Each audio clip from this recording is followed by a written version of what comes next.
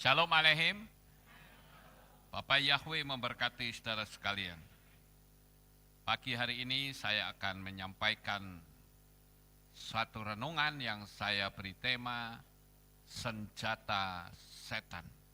Namun sebelumnya saya akan bacakan dua kesaksian yang masuk pada kita. Yang pertama yaitu dari Ibu Mami. Ya, Ibu Mami ini di mana duduknya ini Ibu Mami? Wah, di belakang sana. Tak suruh maju, enggak mau, katanya dibacain aja. Ya sudah, saya bacakan. Shalom Pak Lukas dan keluarga Aleph Tau yang saya kasihi di dalam Yeshua HaMashiach. Pada hari Minggu jam 2 siang, tiba-tiba saya sakit sesek. Kesusahan untuk nafas. Saat itu saya hanya bisa berdoa, Bapak Yahweh tolong saya. Terus menerus. Kemudian saya dibawa ke rumah sakit untuk diuap. Setelah selesai itu saya pulang. Jam 11 malam kambuh lagi yang kedua kali. Saya ke rumah sakit dan saya diuap lagi. Dokter suruh opname tapi saya tidak mau karena tidak ada yang menemani di rumah sakit. Setelah selesai saya pulang lagi. Hari Senin siang kambuh lagi untuk yang ketiga kalinya. Setiap kambuh di dalam hati hanya bisa berkata, Bapak Yahweh tolong saya.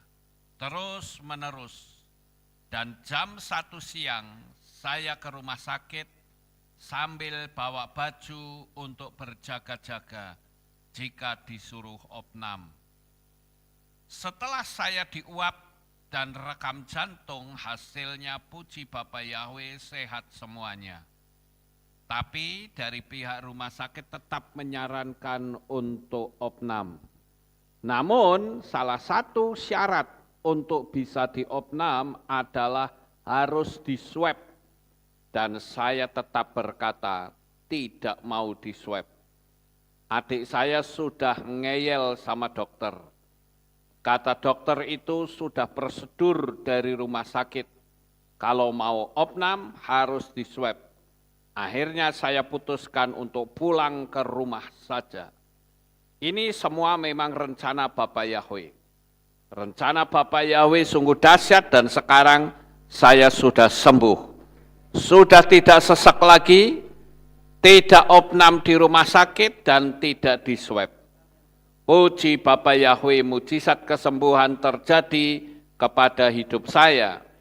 Dan saya teringat dalam Yesaya 55 ayat 8 yang berkata, sebab rancanganku bukanlah rancanganmu, dan jalanmu bukanlah jalanku. Firman Yahweh, aku percaya rancangan Bapak Yahweh pasti baik untuk saya. Saya berterima kasih kepada Pak Lukas, Bu Lukas, dan saudara-saudara Kehilat Aleph Tau yang telah mendukung doa dari saya sakit sampai saya sembuh sempurna. Terima kasih Bapak Yahweh memberkati. Haleluya. Kemudian kesaksian yang kedua dari Bapak Rifan Palopo. Shalom Pak Lukas, ini ada satu kesaksian yang ingin saya bagikan. Kiranya dapat menjadi berkat yang menguatkan dan meneguhkan iman kita kepada nama Tuhan yang kita sembah. Amin. Pada hari Sabat tanggal 20 Agustus 2023, saya sharing dengan Dr. Mitchell di rumah adiknya sampai jam 11 lewat. Karena serunya saya sampai lupa waktu. Singkat cerita, waktu pulang dari rumah Pak Mitchell, suara saya sudah mulai serak-serak dalam hati saya berkata, waduh bagaimana kalau besok suara saya tidak bisa keluar. Padahal besok mau ibadah minggu. Malam itu saya sempat minum susu hangat sebelum tidur. Waktu jam 2.30 dini hari saya terbangun dari tidur karena saya terserang batuk-batuk yang tidak kunjung berhenti. Setelah buang air kecil, saya coba minum air hangat seteguk. Lalu saya berkata dalam hati, dalam nama Bapa Yahweh, Yahweh Rafa, terjadilah kesembuhan atas batuk ini. Dan tinggal 2 langkah ke depan, pintu kamar tidur saya, tiba-tiba batuk saya berhenti secara total. Ini suatu mujizat dari Bapa Yahweh bagi saya, dan malam itu saya bisa lanjutkan tidur. Saya tanpa ada sekalipun batuk sampai pagi. Puji Bapa Yahweh, semua itu karena kemurahan dan belas kasihan Bapa Yahweh kepada saya. Jadi tetaplah andalkan Bapa Yahweh di dalam hidup kita, karena Dia tidak akan pernah terlambat untuk menolong orang yang berseru kepada namanya. Seperti yang tertulis dalam Yoel 2 ayat 32. Demikianlah kesaksian saya. Shalom bagi kita semua. Bapa Yahweh dalam Yeshua HaMashiach memberkati kita semua. Amin. Haleluya. Itulah kesaksiannya. Sekarang kita akan merenungkan tentang materi saya ini yang saya beri tema senjata setan. Bapak Ibu yang terkasih, seperti kita tahu bahwa semua makhluk di atas muka bumi ini memiliki senjata untuk mempertahankan diri. Misalnya kijang, seekor kijang diberikan senjata oleh Tuhan, yaitu kecepatannya berlari untuk menghindari serangan dari musuh. Kemudian gajah juga diberi senjata, yaitu kekuatan fisiknya yang sangat luar biasa. Begitu juga dengan singa. Singa itu diberikan senjata, yaitu kekuatan taringnya serta cakarnya yang bisa mencabik-cabik lawannya. Terus bagaimana dengan manusia? Menurut saudara, senjata apakah yang Tuhan berikan kepada manusia? Tidak lain adalah hikmat-Nya. Melalui hikmat, gedung-gedung tinggi bisa dibikin. Jembatan-jembatan besar juga bisa dipergunakan untuk orang menyeberang dari satu daerah ke daerah yang lain. Bahkan jembatan pula bisa menghubungkan pulau satu dengan pulau yang lain. Itulah hikmat dari Tuhan yang diberikan kepada manusia. Begitu juga adanya terowongan bawah tanah. Kalau saudara lihat, ada terowongan yang dikenal dengan terusan Suez, itu terowongan yang ada di bawah laut, saudara. Itulah hikmat manusia. Lampu-lampu indah, bahkan kita bisa menyaksikan gambar-gambar yang besar, itu juga karena hikmat manusia. Kita bisa melihat menggunakan videotron ini. Tetapi sekarang bagaimana jikalau saya berkata senjata setan? Senjata setan itu apa? Bapak Ibu saudaraku yang terkasih, sekali lagi setan juga punya senjata. Senjata setan adalah kelicikannya. Betul Bapak Ibu?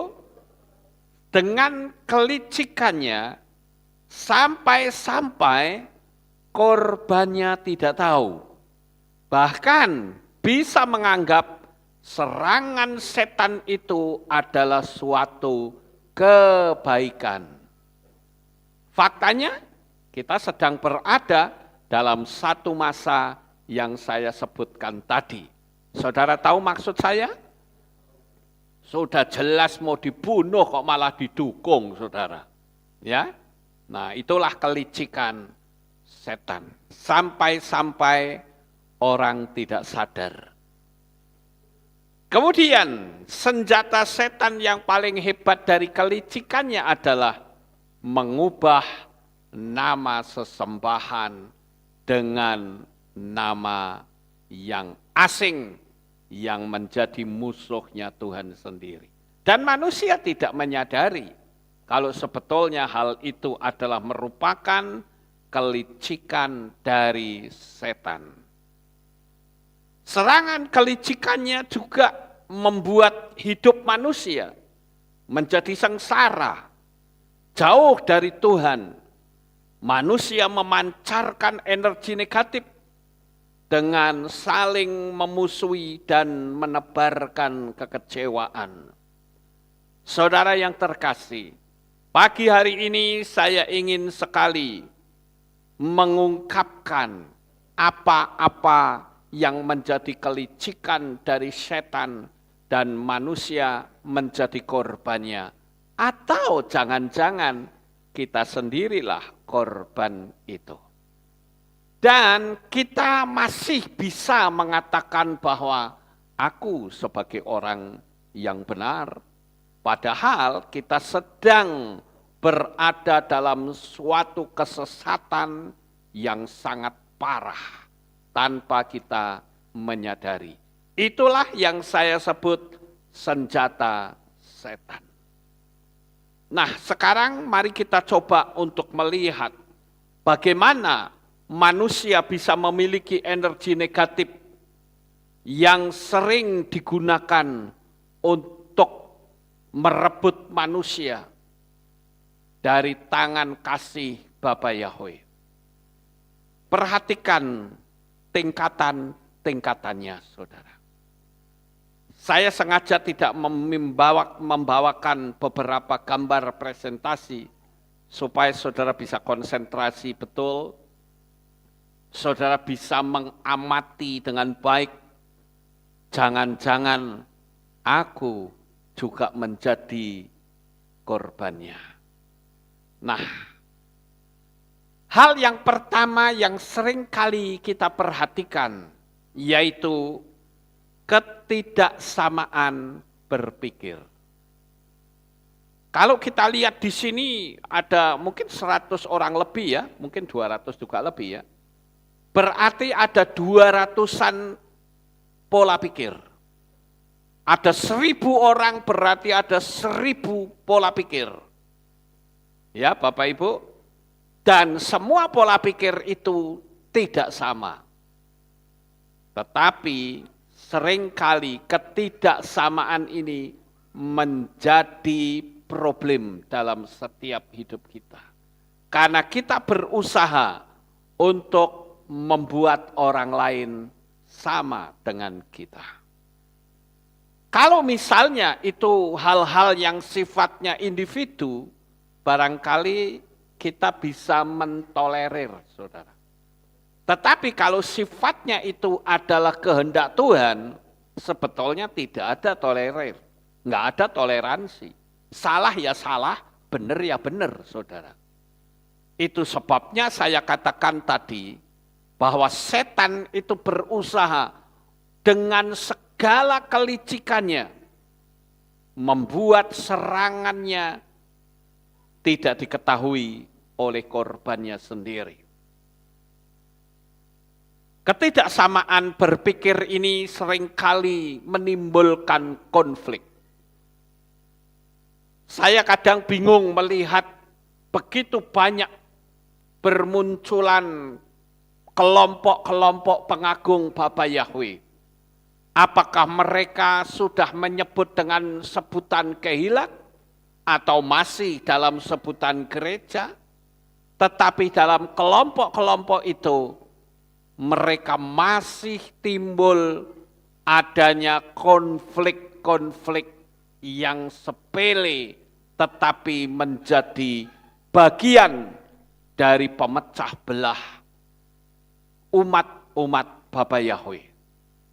Mari kita sama-sama coba perhatikan. Begitu terjadi ketidaksamaan berpikir, lalu yang terjadi adalah meningkat yaitu kemarahan. Setelah orang mulai marah, tentu saja satu dengan yang lain sudah mulai tidak merasa nyaman. Coba saja kalau di sini jemaat yang sedemikian banyak terjadi ketidakpahaman atau terjadi perbedaan pendapat, maka yang terjadi timbul ketidaksukaan, timbul kemarahan, dan itu terus diumbar. Kemarahan itu sifatnya menular, saudara. Coba saja saudara perhatikan, ketika ada kelompok yang berusaha untuk memisahkan diri, dia coba cari mangsa yang lain untuk mengambil alih semuanya. Jadi timbullah kemarahan, itu tingkatan yang kedua. Apakah berhenti sampai di sini? Tidak. Dia akan meningkat yang lebih tinggi lagi, yaitu kekecewaan. Nah, ini tingkatan yang sudah sangat berbahaya, saudara. Setelah sampai pada titik atau tingkat kekecewaan, maka orang bisa saja melakukan banyak hal. Dan tentu saja yang namanya kecewa, pasti yang dilakukan adalah tindakan-tindakan yang sifatnya negatif, sifatnya merusak. Hati-hati dengan kekecewaan, saudara. Orang kecewa dia bisa mundur. Orang kecewa bisa merusak. Bahkan orang kecewa bisa melakukan bunuh diri atau menghancurkan lawannya. Setelah kekecewaan, meningkat lagi yang namanya frustrasi. Karena sudah merasa seolah-olah tidak ada jalan keluar. Nah, setelah tidak ada jalan keluar dan frustrasi, jika tidak kuat, maka akan ambil sebuah tindakan. Kalau tindakannya itu dendam, atau tindakannya adalah bunuh diri. Oleh sebab itu, kita perlu mempelajari apa yang menjadi penyebab ini semua. Sehingga timbullah suatu kekacauan dalam sebuah kelompok. Misalnya kelompok kecil pengagung Bapa Yahweh. Saya kadang bingung, saudara-saudara. Kenapa di dalam kelompok pengagung Bapa Yahweh baru jumlahnya sedikit sudah ribut, sudah bentrok di dalamnya. Dan saya katakan jangan pernah itu terjadi di tempat ini. Amin. Haleluya. Firman Tuhan katakan ketika kita masih mudah, emosi, marah, ngamuk-ngamuk, ngerusak satu dengan yang lain, sebetulnya itu adalah mencerminkan tingkat kerohanian seseorang yang masih sangat rendah. Hati-hati, saudara. Orang yang model dan tipe seperti ini jangan pernah bermimpi masuk ke Syamaim. Tidak mungkin, karena energi negatif itu yang akan terus membawa sampai di kursi pengadilan Tuhan. Hati-hati, saudara. Selama hidupmu tidak diwarnai dengan damai sejahtera, jangan pernah mimpi untuk diselamatkan. Nah, sekarang saya akan tunjukkan penyebab-penyebab yang harus diwaspadai. Yang pertama adalah terjadinya transfer spirit atau perpindahan roh. Di sini saya kutipkan dari kitab Melehim Alef atau Raja-Raja atau 1 Raja-Raja pasal 19 ayat 1 sampai ayat yang kedua. Di sana dikatakan, dan Ahab menceritakan kepada Isabel segala hal yang telah Elia lakukan, dan perihal ia membunuh semua nabi itu dengan pedang. Perhatikan ayat 2. Maka Isabel menyuruh seorang suruhan berkata kepada Elia dengan mengatakan, Beginilah kiranya para ilah melakukan sesuatu, bahkan lebih dari itu. Jika besok kira-kira pada waktu seperti ini, aku tidak membuat nyawamu sama seperti nyawa salah seorang dari mereka itu. Apa yang sedang terjadi, saudara?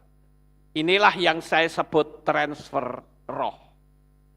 Ketika Elia sudah menghabisi nabi-nabi Baal di Gunung Karmel, berita kematian nabi-nabi Baal milik Isabel, istri dari Raja Ahab, membuat dia marah besar. Dan dia berkata kepada bawahannya, coba kamu temui Elia, katakan bahwa sama seperti engkau membantai nabi-nabiku, aku juga akan memperlakukanmu sama dengan dia. Nah, di sini rupa-rupanya Elia tidak menjaga pendengarannya. Sehingga transfer spirit kebencian dari Isabel kepada Elia itu sampai di telinga Elia, sehingga membuat dia ketakutan yang luar biasa. Sampai-sampai Elia itu stres dan melarikan diri. Padahal baru kemarin dia KKR besar, seluruh Israel kembali kepada nama Yahweh. Kenapa hal ini bisa terjadi? Bukankah seharusnya Elia itu menjaga pendengarannya? Ini yang harus kita sikapi, Bapak Ibu. Seharusnya Elia juga membalas ucapan dengan berkata, kamu juga ngomong sama ratu kamu itu. Kalau aku bisa habisin 450-an nabi Baal, aku juga bisa lakukan kepada mereka. Penyebab hancurnya Israel atas imannya kepada Bapa Yahweh. Harusnya begitu, saudara. Tetapi takut dengan ancaman. Itulah spirit Isabel. Dan spirit Isabel ini masih bekerja sampai hari ini. Berapa banyak saya punya teman-teman yang sudah mengakui bahwa Tuhan yang benar adalah Yahweh, tetapi akibat ancaman dari sinode langsung mengkeret seperti tikus kejebur got, saudara. Nyalinya langsung hilang. Itulah sebabnya. Dan yang saya heran, kok masih bisa bicara tentang iman? Bukankah itu sebuah kebohongan yang diumbar kepada jemaat? Pendukung 666 masih berani bicara tentang iman. Bukankah itu sebuah kebohongan? Bapak Ibu Saudara yang terkasih, inilah senjata setan yang pertama. Dia mentransferkan energi negatif. Saya katakan kepada saudara sekalian, jangan pernah takut dengan ancaman. Amin. Prinsip kita paling-paling mati saja kok pusing amat, saudara. Lebih baik kita mati dalam penundukan diri kepada Bapa Yahweh daripada mati konyol karena 666. Kenapa kita takut, saudara? Apa yang Anda takutkan? Apa kita tidak percaya kalau ada Bapa Yahweh yang menjaga dan melindungi kita? Kalau kita mati ya pasti selamat kok. Jadi mati dan hidup tetap ada dalam tangan Bapa Yahweh. Haleluya. Oleh karena itu, saya ada nasihat yang pertama. Untuk kita berhati-hati. Pendengaran itu berbahaya, saudara. Karena itu adalah pintu masuk. Orang bisa takut karena dia dengar. Orang bisa punya nyali juga karena mendengar. Orang bisa hidupnya diberkati juga mendengar. Orang bisa hidup miskin juga karena mendengar. Apa nasihat Rabi Shaul tentang pendengaran ini? Di dalam kitab Filipi 4 ayat yang ke-8 dikatakan, selebihnya hai saudara-saudara, apa saja yang benar, apa saja yang mulia, apa saja yang adil, apa saja yang suci, apa saja yang menyenangkan, dan apa saja yang patut dipuji, sekiranya ada sesuatu kebaikan dan sekiranya ada suatu pujian, pikirkanlah hal-hal itu. Apa sebabnya tadi saya katakan dalam sebuah kehilat yang jumlah jemaatnya masih sedikit saja, masih ribut terus. Dan itu bukan menunjukkan kerohanian yang tinggi, tapi kerohanian yang rendah. Katanya kita pengen seperti Yesua. Kita harus tahu konsekuensi untuk menjadi seperti Yesua.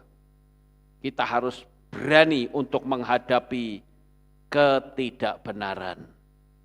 Bapak Ibu, walaupun kita tahu bahwa setiap kali kita mempertahankan sebuah kebenaran itu ada resiko, tapi percayalah bahwa engkau tidak sendiri, tetapi bersama dengan Bapa Yahweh. Selama kita memiliki kekuatan prinsip iman yang tak tergoyahkan, sekali-kali engkau tidak akan pernah ditinggalkan oleh Tuhan. Haleluya.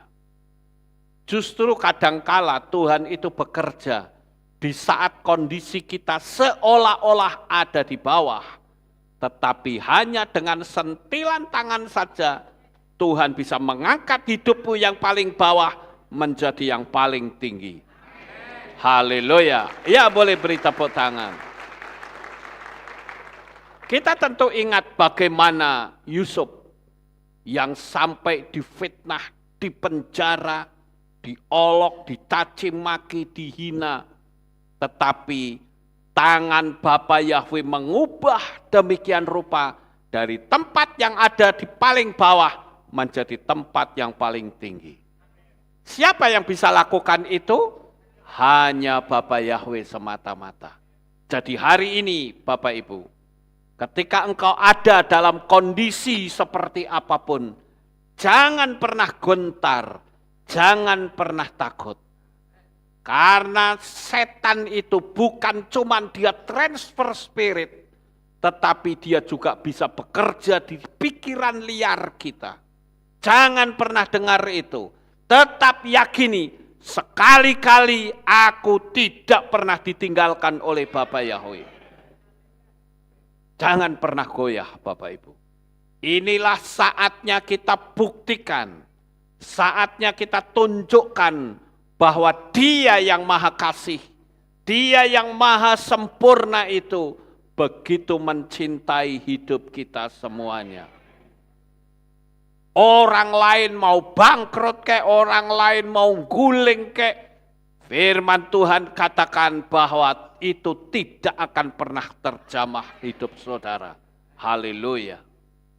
Yang penting kita yakini, saya beritahu saudara tidak sendirian.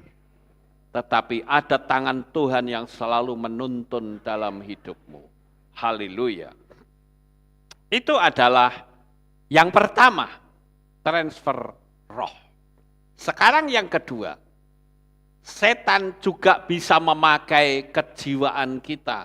Dia menunggangi saudara. Di dalam kitab Samuel Alef atau 1 Samuel pasal 18 ayat 6 sampai 10. Saya enggak perlu baca. Di sana ada sebuah kisah ketika Daud memenangkan perang melawan Filistin, suku bangsa Enak. Bahkan dia menumbangkan Goliat. Apa yang terjadi?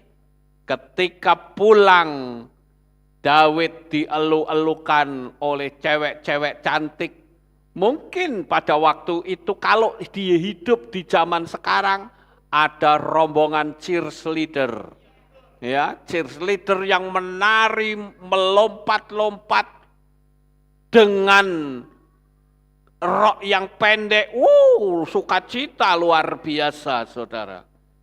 Dan waktu pulang, ternyata yang didengar oleh Saul pada waktu itu, Saul membunuh beribu-ribu musuh, tetapi Daud berlaksa-laksa.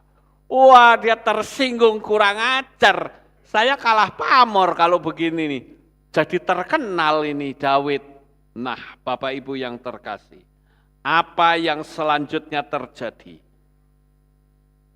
Saul mulai marah, mulai iri hati, di dalam pikirannya mulai timbul sebuah kalimat, sebentar lagi posisimu digeser, sebentar lagi posisimu akan diambil alih.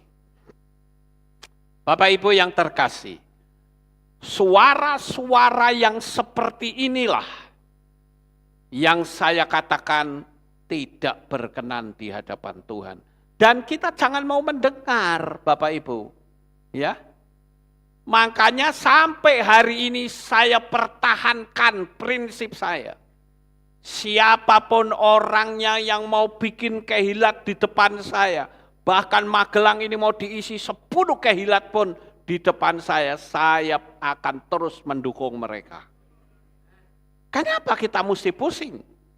Karena bisa saja orang tidak suka dengan saya, ibadah di depan, selamat juga karena yang dipanggil Bapa Yahweh. Paham Bapak Ibu? Tapi kalau semua harus selalu saya, yang lain tidak boleh. Ya kalau misalkan tidak boleh ya ganti organisasi. Iya toh? Nggak boleh di KPI ya sudah ganti organisasi. Kalau ganti organisasi, persekutuan tetap ada atau tidak? Ada tetap. Makanya saya katakan jangan pusing. Saya bahkan sangat mendukung kalau ada jemaat di Kehilat Alef Tau yang menjadi pemimpin-pemimpin hebat. Saya support, saudara. Kenapa? Karena dari sini muncul pemimpin-pemimpin besar. Haleluya. Enggak perlu iri seperti seperti Saul. Ya, Saul kan iri, saudara. Hanya karena dengar suara-suara. Wah, aku ternyata cuma bisa beribu-ribu musuh. Daud ini kan anak kemarin sore masih muda. Lah kok pamornya luar biasa. Nah, terjadilah iri hati. Kalau saya katakan orang-orang yang macam Saul ini, saudara, ini karena kurangnya komunikasi dengan Roh Kudus. Kalau kita komunikasi dengan Roh Kudus, kita punya hubungan yang harmonis, yang baik dengan Tuhan. Maka kalau saya punya pemikiran, ini pemikiran saya ya, mungkin saya juga perlu banyak pendeta-pendeta atau para gembala bisa niru, saudara. Saya punya prinsip begini, misalnya di sini ada satu jemaat yang bisa bikin kehilat baru di depan saya, misalnya. Dan kehilat itu maju, wah tiba-tiba menjadi 100 orang. Apa yang saya lakukan? Saya akan doakan mereka. Kenapa? Karena saya kan jadi tidak sibuk dengan 100 orang itu, tapi sudah ada yang menangani. Paham nggak Bapak Ibu? Jadi tanggung jawab saya jadi semakin kecil. Iya toh? Dan tidak harus ke sini. Saya bersyukur saudara. Kenapa? Karena dengan adanya live streaming ini, nama Bapa Yahweh dimasyurkan di atas muka bumi ini. Bukan cuman di Indonesia saja. Kalau ternyata mereka mendengar nama Bapa Yahweh dari kehilat kita dan muncullah kehilat-kehilat baru di seluruh penjuru dunia, yang senang siapa? Iya Bapak Yahweh sendiri. Kita ini kan hanya alatnya saja. Enggak perlu kita marah, enggak perlu kita memaki-maki, enggak perlu kita pahit hati, dukung saja. Karena dengan mendukung itu sama saja kita mendukung pekerjaan Tuhan. Karena jemaat itu miliknya Bapak Yahweh. Kita tidak perlu iri hati kalau ada yang muncul. Justru itu menjadi cambuk bagi kita. Kalau sampai orang pindah, barangkali penggembalaanku enggak becus. Bisa enggak kira-kira? Bisa saja. Barangkali saya kurang perhatian, juga bisa. Barangkali saya sering memarahi jemaat sehingga jemaat enggak betah. Bisa saja bukan? Maka saya katakan, jemaat Aleph Tau, dan sekarang saya tambahin lagi, para subscriber itu adalah mahkota bagi saya. Kenapa? Karena tanpa saudara, tanpa mereka semua, Lukas Sutresno itu bukan siapa-siapa, saudara. Tetapi karena saudara, karena para subscriber yang berkenan untuk mendengar, maka si Lukas yang tidak dan bukan siapa-siapa menjadi apa-apa, saudara.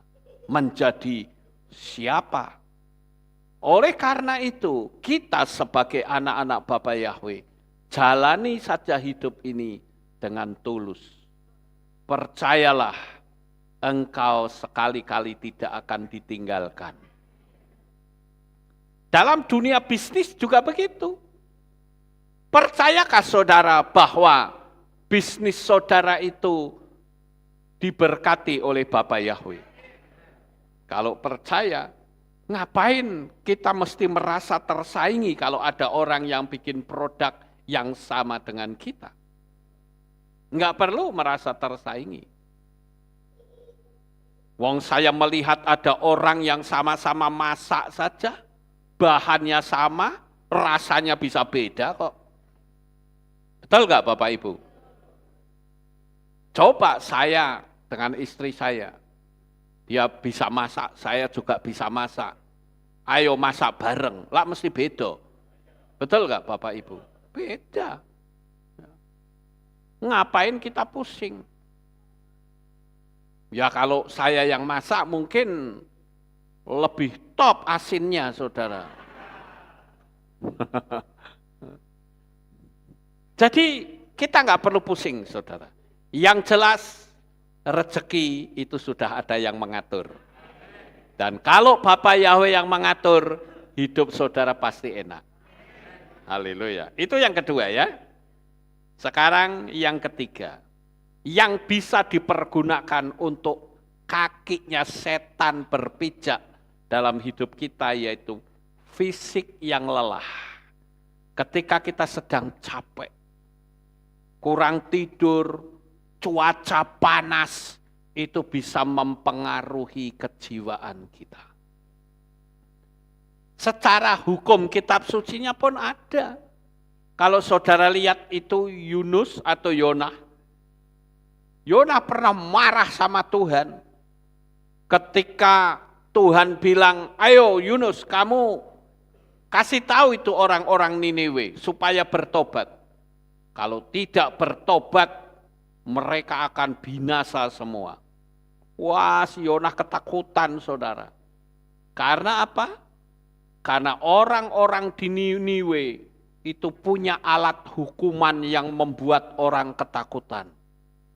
Kalau orang dihukum mati, itu tangan dan kakinya diikat. Tangan kanan diikat dengan kaki kanan. Tangan kiri diikat dengan kaki kiri. Kemudian ditaleni ke kuda, saudara. Lalu kudanya itu sabet bersama-sama. Masih mending kalau kudanya satu. Itu kudanya banyak saudara, bisa 4, bisa 5.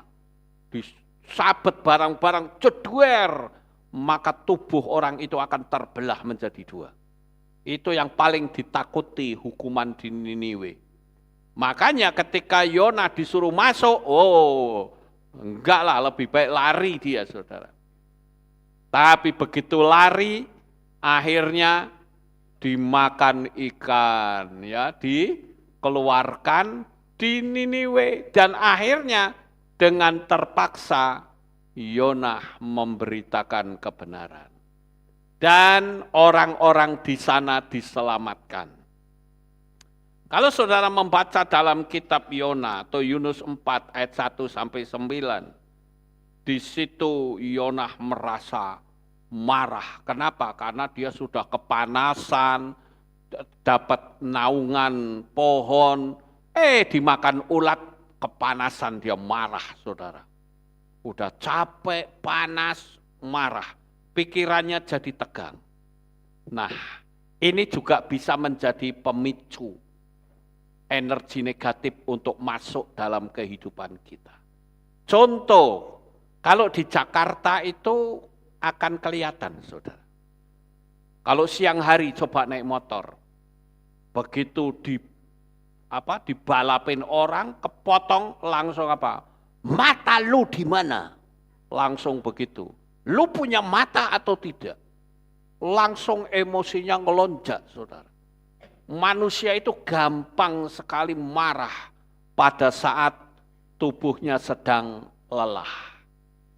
Makanya saya punya satu pemahaman, kalau seseorang itu capek, apalagi pulang dari bepergian, jangan banyak dituntut. Jangan banyak dimarahin, saudara. Itu orang akan emosi, bisa ngamuk, saudara. Itu sebabnya juga perlu adanya waktu liburan atau rekreasi. Siapa di sini yang kurang rekreasi, kurang piknik? Sekarang kan ada istilah kurang piknik gitu ya. Nah, kita sebentar lagi piknik ya, nanti sore ya. Nanti malam ya. Wow, kita mau jalan-jalan. Siapa yang ikut piknik nanti malam? Wah, oh ada yang enggak? Ya berdoa saja. Supaya next time saudara bisa ikut piknik. Oke? Ya, haleluya. Harus ada rekreasi, saudara. Rekreasi itu bisa menyegarkan jiwa kita. Jadi berusahalah. Kalau saudara capek, lebih baik tidur, saudara. Daripada saudara berinteraksi dengan orang-orang yang berenergi negatif, saya jamin engkau pasti akan ketularan energinya. Ini adalah cara agar kita menghindari dari energi yang negatif. Sekarang yang keempat, melakukan tindakan sesuatu yang terpaksa.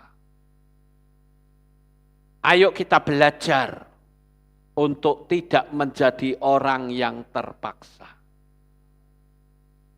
Saya punya sebuah prinsip bahwa orang yang terpaksa melakukan sesuatu, hasilnya pasti tidak maksimal.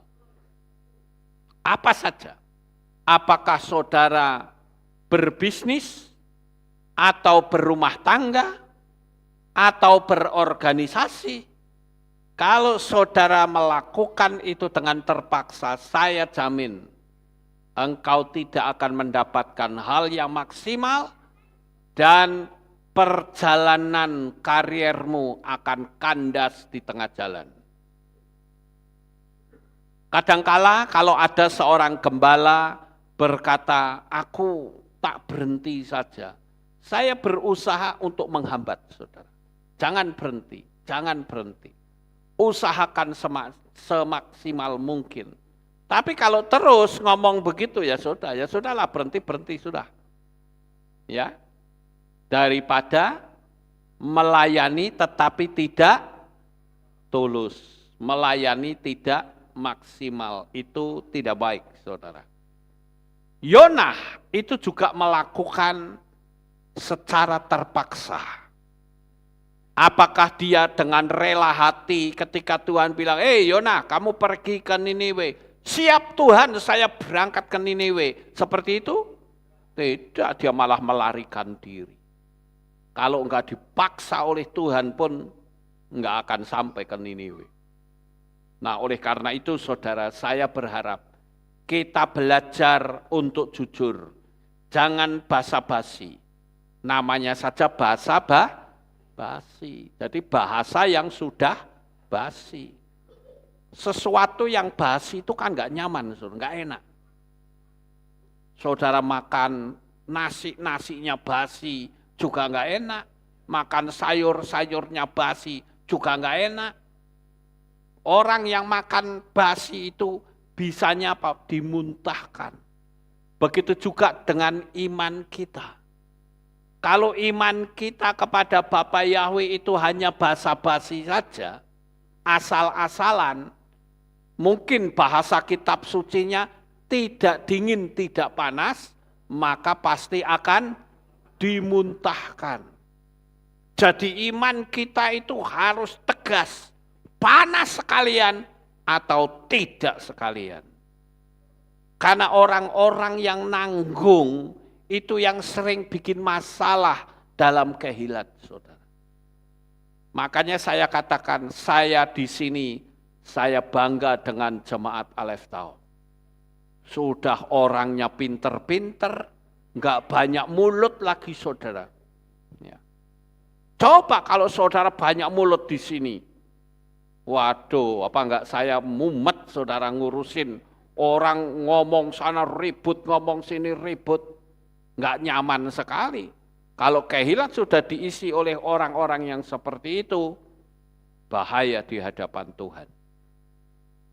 Dan saya katakan sekali lagi, saya bangga dengan saudara semua. Engkau adalah orang-orang yang hebat, orang-orang yang terbaiknya Bapa Yahweh. Haleluya. Jadi, kalau saudara merasa aku orang terbaiknya Bapa Yahweh, maka lakukanlah segala tindakanmu yang terbaik untuk Dia. Haleluya. Sekarang yang kelima, setan bisa menjejakkan kakinya pada saat seseorang merasa bekerja sendirian. Menjadi manusia yang paling sial. Saudara lihat pada waktu tadi Elia diancam oleh Isabel. Elia merasa sendirian. Padahal memang nabi-nabi pada waktu itu banyak yang dibantai. Banyak yang dibunuh pada zaman Raja Ahab, saudara. Sampai-sampai banyak janda para nabi, kan tercatat itu. Ya, kenapa kok janda para nabi? Ya, nabinya dibunuh.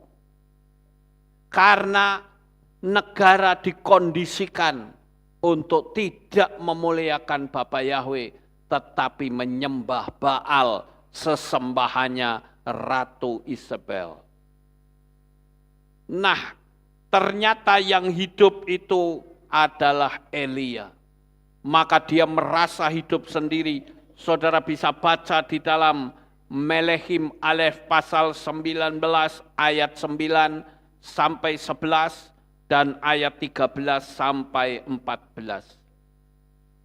Merasa hidup dan bekerja sendirian itu berbahaya, saudara. Oleh karena itu libatkanlah Roh Kudus dalam kehidupan saudara. Amin. Jangan merasa sendiri, saudara. Saya seringkali mendengar keluhan dari ibu-ibu, saudara.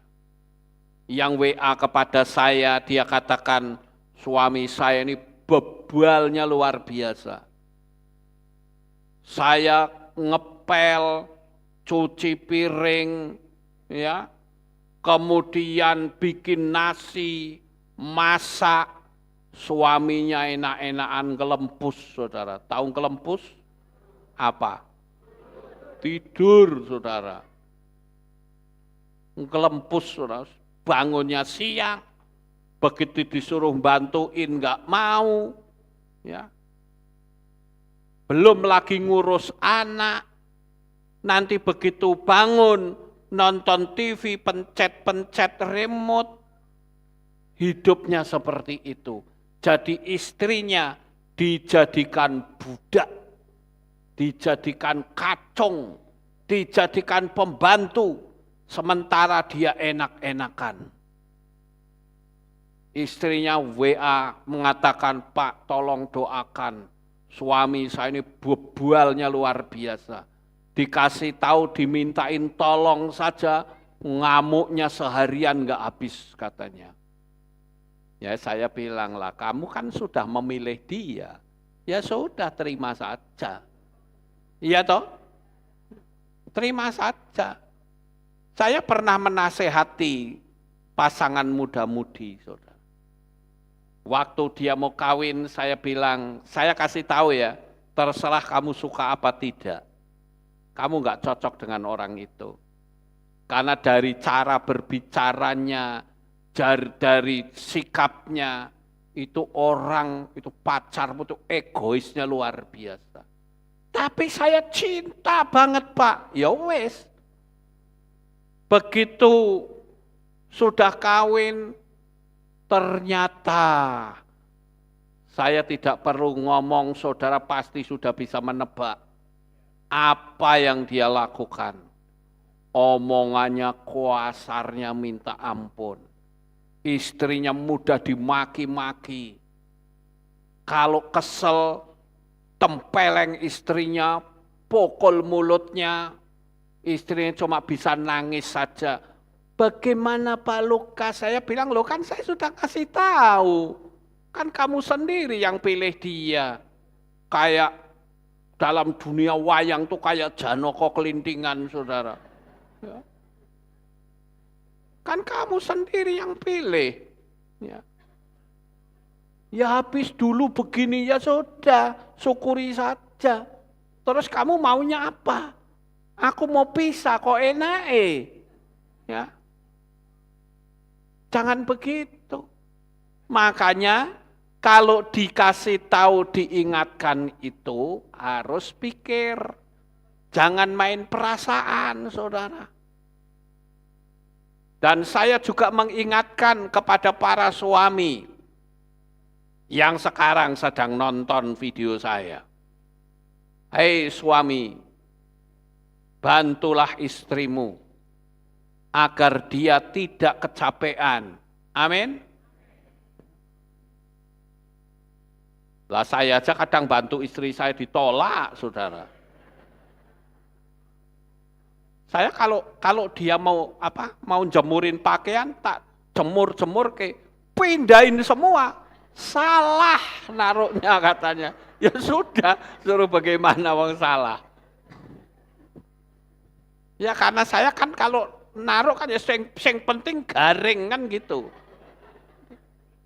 Mau BH, mau celana dalam, mau rok, mau apa tempel pokoknya garing kan. Prinsip saya begitu. Kalau istri saya enggak, kudu dikai hanger, ditempelin. Ya saya ikut-ikutan, saudara. Belajar sedikit-sedikit. Kemarin saya pasang-pasang ikut itu juga sudah enggak dipindahin. Ya, berarti sudah mulai bisa, kan gitu. Ya. Berusahalah untuk kita kerjasama. Amin. Makanya waktu selesai sinode semua, saya bersih-bersih kamar ya bersama istri. Orang bilang pencitraan, emang gua pikirin. Ya. Saya justru akan tunjukkan ini loh. Suami istriku kudu kerjasama kayak begini. Ya, Bapak Ibu. Ya boleh beri tepuk tangan. Haleluya. Ya. Nah, saya nggak peduli orang mau ngomong pencitraan kayak pencutruan sakarepe. Ya. Saya hanya akan tunjukkan ini loh, gaya hidup saya itu ya modelnya kayak begini. Iya toh? Wong paling apa susahnya sih nyedoti kasur, saudara? Apa susahnya? Kalau nanti kedatangan tamu banyak lagi, mereka juga bisa tidur di kamar dengan senang karena bersih, kan enak, betul nggak Bapak Ibu? Ya itu kan tugas kita. Yang lihat kan Bapak Yahweh. Ya toh?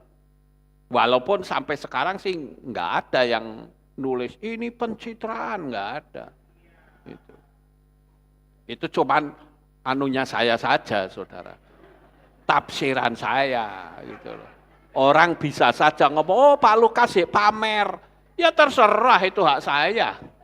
Yang penting kan saya bisa menunjukkan ini loh, kehidupan sehari-harinya saya begini. Ya toh?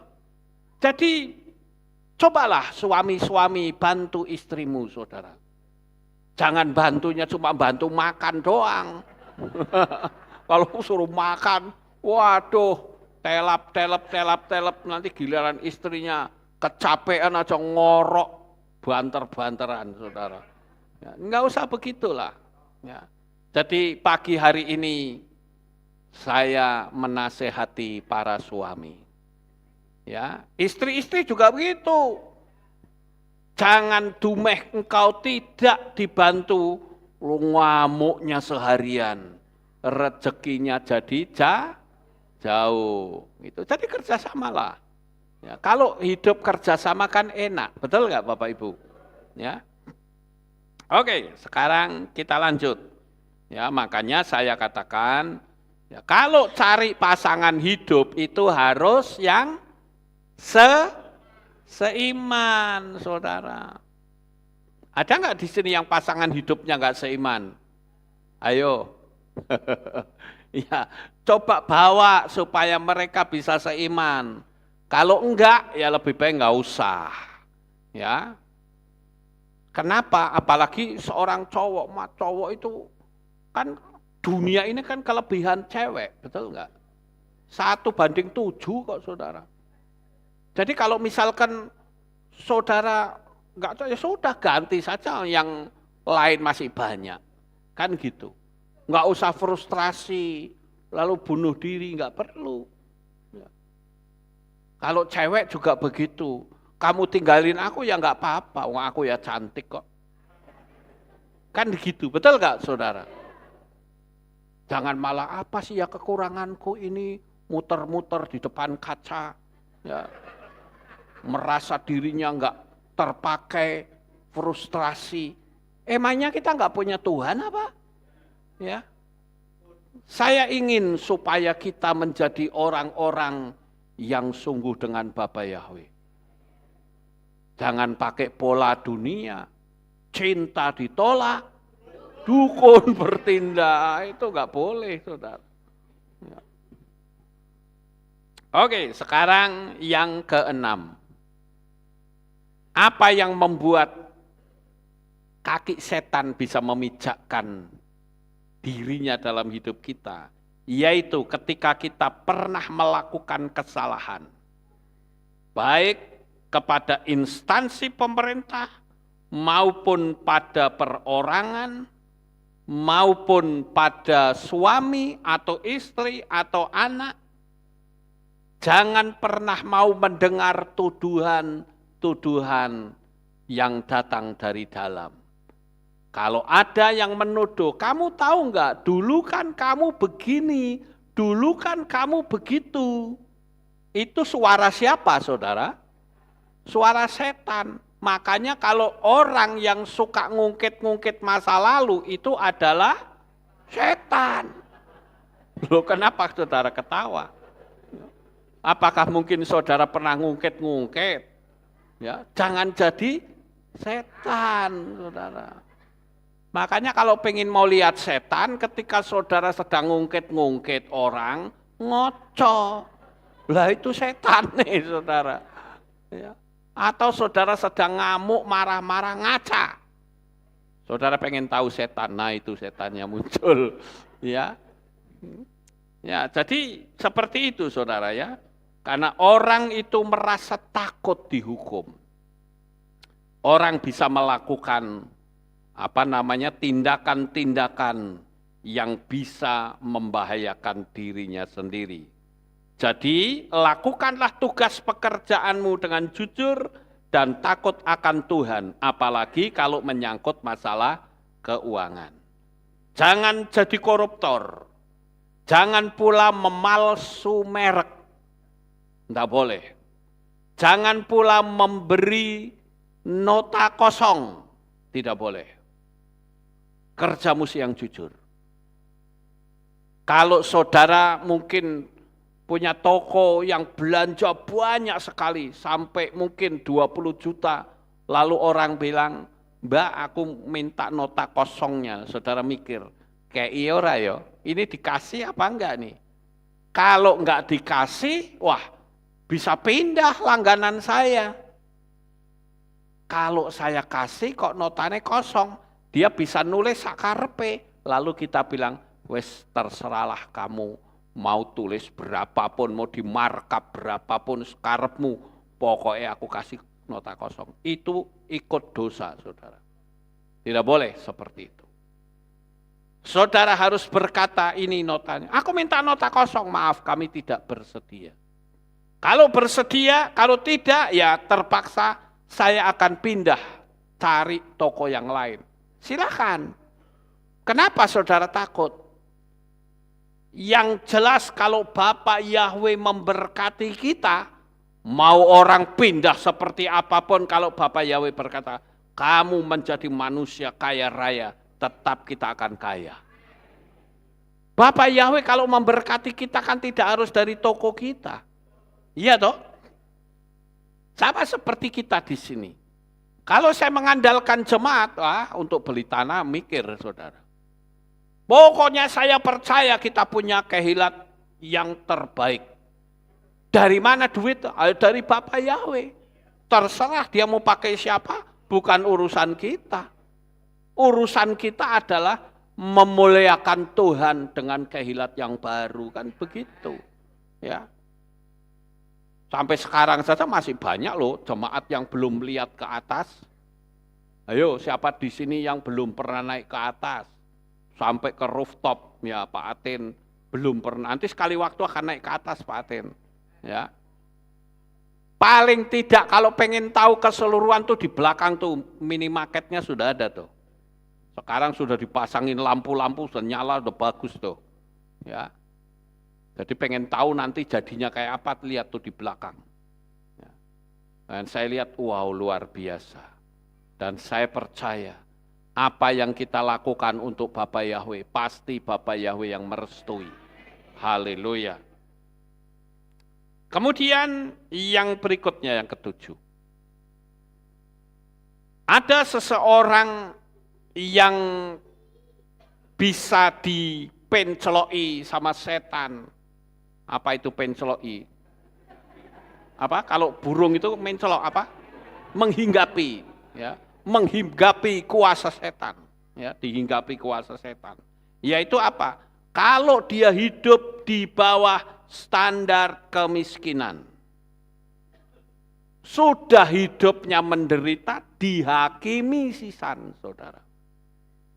Saya tunjukkan ada ayat firman Tuhan, ya, kisah tentang Iyob.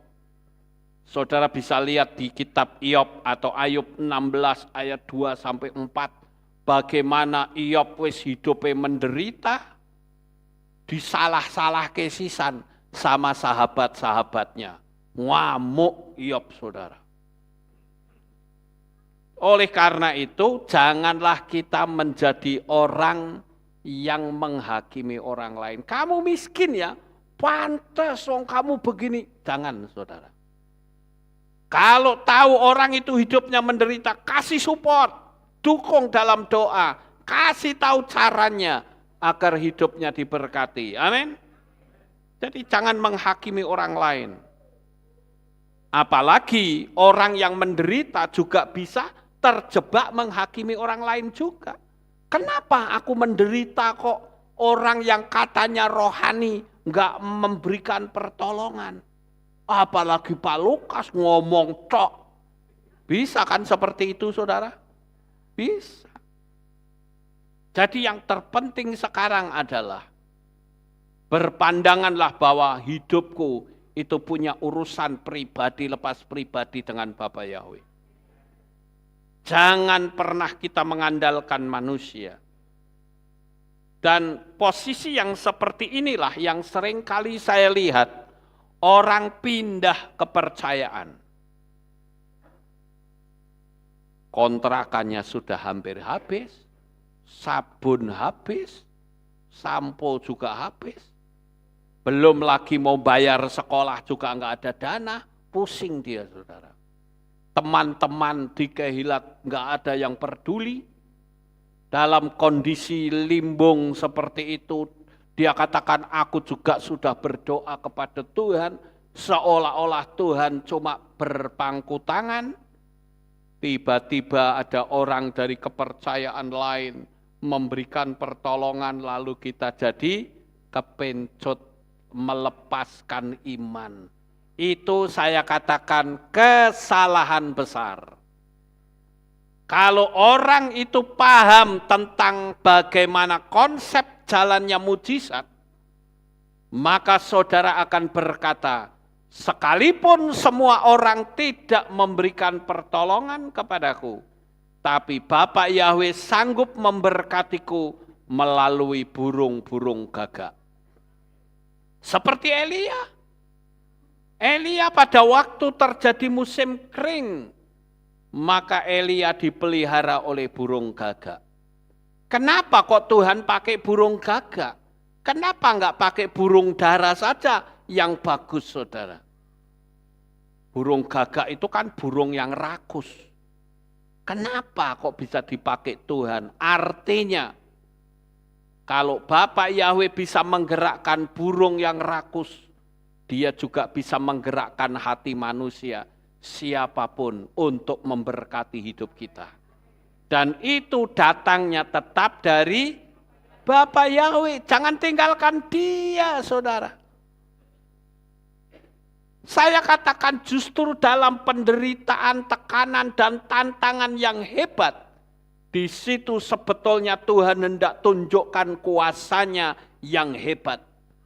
Kekuasaan Bapa Yahweh itu melebihi dari apa yang saudara alami. Jangan malah meletakkan imannya. Bapa Yahweh akan sedih dan berkata, aduh nak, lah kamu tak berkati melalui burung gagak, kok malah kamu ikut burung gagak. Ya kan salah kalau begitu, saudara. Jadi kita harus paham akan konsep ini. Bapa Yahweh itu memberkati kita, dia punya jutaan cara yang tidak bisa kita pikirkan sebelumnya. Tapi lakukanlah porsi kita, percayalah bahwa sekali-kali dia tak akan pernah meninggalkan kita. Doa saya tiap hari, baik untuk jemaat Aleph Tau yang saya sayangi, maupun para subscriber semua. Jadi saya bukan cuma berdoa untuk subscriber tok, enggak. Saya berdoa untuk seluruh jemaat Aleph Tau. Baik yang rumahnya di Magelang maupun rumahnya di luar kota, saya doakan supaya hidup mereka diberkati luar biasa. Dan juga para subscriber yang masih mau mendengar khotbah saya. Saudara tidak akan pernah lepas dari doa saya. Saya katakan, Bapa berkati mereka. Mereka menghadapi kesulitan, segera Engkau turun tangan atas mereka. Nyatakan mujizat dan kuasa-Mu, sehingga mereka menjadi semakin kagum. Dan sekali lagi saya katakan, semakin berat tantangan saudara, semakin indah kesaksian yang kau miliki nantinya. Sekarang yang ke-9. Setan bisa menjejakkan kakinya dalam hidup kita menjadi suatu senjata yang ampuh, yaitu saat kita berpikir negatif. Kembali saya ajukan tentang Iyob yang hidupnya kaya raya, saleh, jujur, dan takut akan Tuhan serta menjauhi segala kejahatan. Tetapi ketika gaya berpikirnya sudah negatif, maka yang negatif itu terjadi dalam hidupnya. Di dalam kitab Iyob pasal 3 ayat 25-26 dikatakan, apa yang aku takutkan itulah yang mendatangi aku. Apa yang aku khawatirkan itulah yang menimpa aku. Aku tidak mendapatkan ketenteraman, namun kegelisahanlah yang timbul. Itu sebetulnya adalah sebuah indikator. Ketika hati kita sudah tidak ada sejahtera, kita dikuasai oleh kecemasan, kekhawatiran, itulah indikator bahwa pikiran kita itu sudah negatif. Jangan takut, kita punya hukum law of attraction. Itu adalah hukum sistemiknya Bapa Yahweh, ya, yang bisa kita pakai untuk menaikkan taraf kehidupan kita. Yang Tuhan inginkan selalu berpikir positif. Bapak Ibu Saudaraku yang terkasih, orang berpikir positif itu hidupnya nyaman. Karena tidak akan dikuasai oleh perasaan khawatir, was-was. Kita hanya berkata, ya sudah, memang sudah terjadi, suruh bagaimana. Atau kita bisa berkata, saya percaya akan tiba waktunya Bapa Yahweh turun tangan atas hidup kita.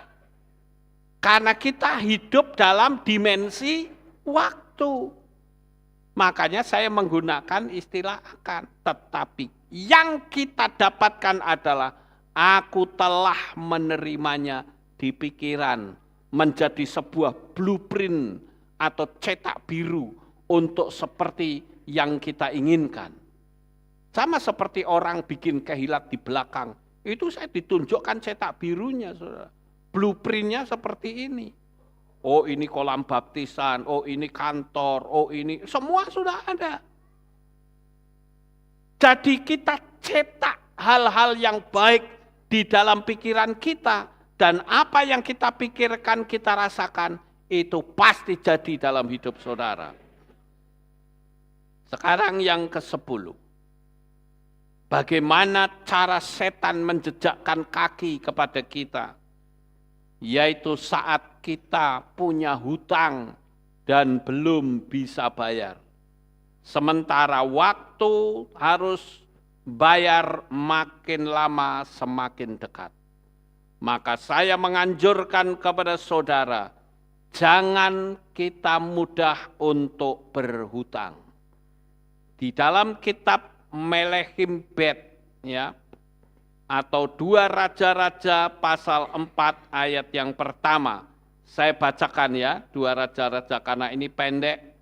2 Raja-Raja 4 ayat yang pertama dikatakan, salah seorang wanita dari istri-istri kelompok para nabi berseru kepada Elisa dan berkata, hambamu, suamiku sudah mati dan engkau mengetahui bahwa hambamu itu takut akan Yahweh, tetapi penagih hutang sudah datang untuk mengambil kedua anakku untuk menjadi budaknya.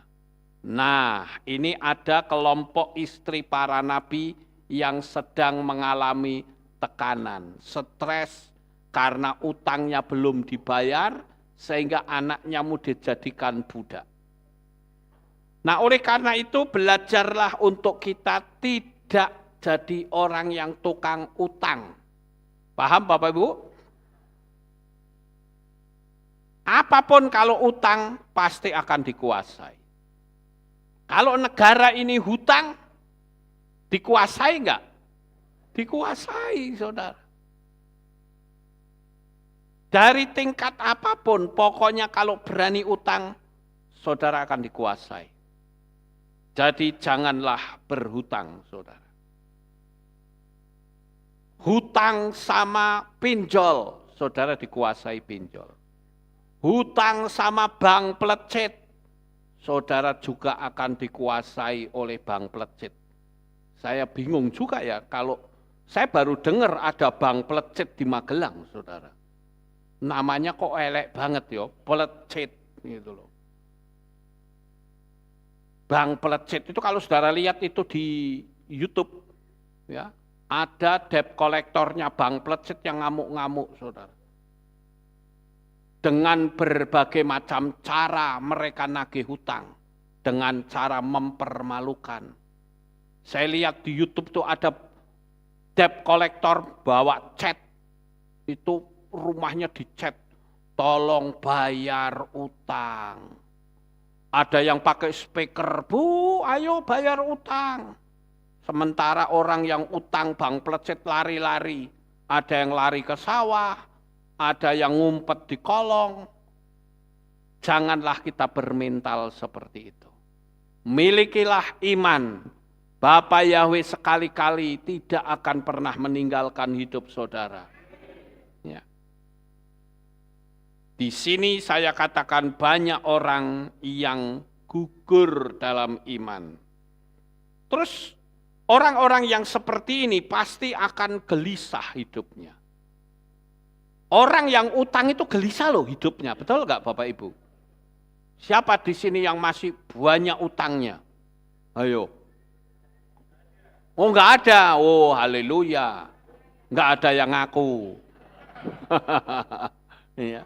Itu orang kalau utang ya itu gelisah, nggak nyaman hatinya saudara. Lalu sekarang pertanyaannya bagaimana caranya agar hatinya tidak gelisah. Saya punya beberapa tips. Yang pertama, percayalah bahwa Bapa Yahweh itu ada dan tahu masalahmu. Dia adalah Tuhan yang Maha Kuasa. Itu yang pertama. Yang kedua, duduklah dengan tenang dan minta Roh Kudus mengurapimu. Sembah Dia. Yang ketiga, jangan dengar suara hati yang menuduh, menyalahkan, ngompori untuk bertindak dengan tindakan yang berbahaya. Yaitu apa? Merampok. Kemudian bunuh diri, pakai obat penenang, atau yang paling gampang, gali lubang, tutup lubang. Nanti lubangnya makin lebar, makin dalam, makin sulit Anda melepaskan diri. Yang keempat, bertekadlah untuk membenci hutang dan minta pada orang lain. Percaya Bapa Yahweh pasti tolong hidup saudara. Yang kelima, jika saudara dikecewakan, dilukai, dibuli oleh orang, ucapkan kata-kata pengampunan terus-menerus. Bandingkan dengan Yesua yang diolok, dicaci maki, dia tidak pernah memberikan balasan yang jahat. Kemudian yang berikutnya, betapa banyaknya kegagalan orang-orang percaya saat hatinya diusik orang lain. Disinilah saudara harus tahu bahwa keselamatan tidak ada pada orang itu sekalipun sudah percaya kepada Bapa Yahweh karena bertindak sebagai pembunuh manusia. Bagi saudara yang masih bertengkar, senangnya bertengkar, hei dengarkan, kalau saudara masih suka bertengkar terus, maka saudara bisa dicap sebagai pembunuh. Karena firman Tuhan katakan dalam Torah, yang melakukan pembunuhan, ya jangan membunuh, kategori membunuh kalau menghilangkan nyawa orang lain. Tapi disempurnakan oleh Yesua, kalau saudara membenci orang lain, maka saudara sudah termasuk seorang pembunuh. Jadi hati-hati saudara. Dan yang berikutnya, saya percepat, bergaulah dengan orang-orang yang bisa mensupport iman saudara. Inilah kondisi orang yang rentan untuk berbuat dosa lebih dalam. Misalnya, sakit tidak kunjung sembuh. Nah, sakit tidak kunjung sembuh itu macam-macam loh. Bisa karena dosa, Tuhan izinkan sakit, juga bisa karena kebodohannya, tidak mau jaga kesehatan. Bisa kan saudara? Wes ngerti sakit paru-paru, ngerokok terus saudara. Bisa sembuh enggak? Tidak ngerti seperti itu kok terus. Itu termasuk bodoh apa pinter? Bodoh. Saya ngomong saudara sendiri loh ya. Jadi jangan salahkan saya. Oh Pak Lukas ngonekke wong bodoh. Enggak, saudara yang ngomong sendiri. Ya. Jadi jagalah kesehatan. Amin. Yang berikutnya, bersyukurlah setiap hari dan miliki kepercayaan bahwa Tuhan tidak akan pernah meninggalkan kita.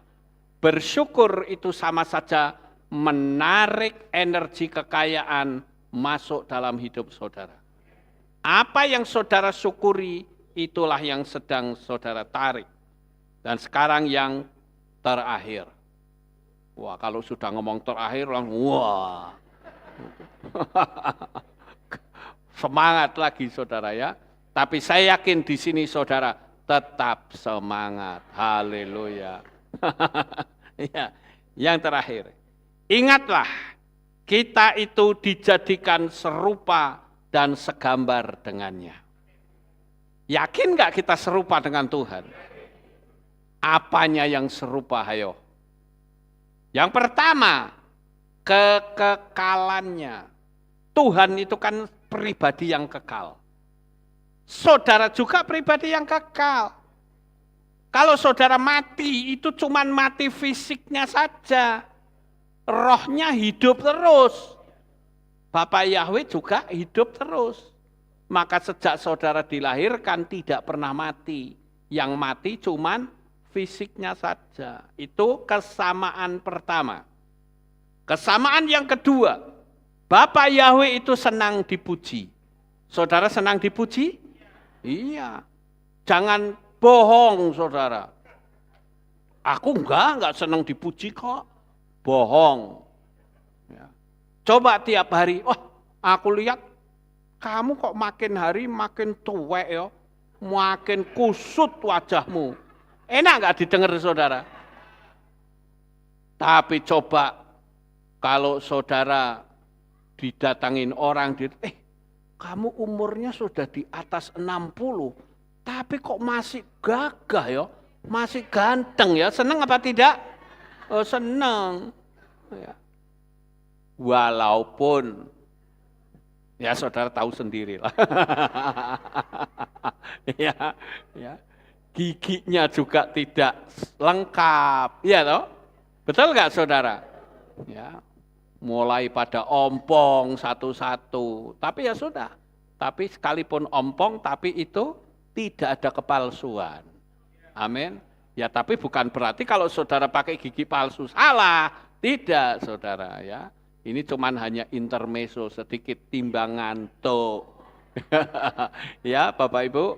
Jadi ayolah kita harus sering dan berusaha untuk bisa memuji orang lain. Ya, daripada memuji diri. Ya. Nanti orang bilang muji diri nih ya. Muji orang lain, orang pasti akan senang dengan kita.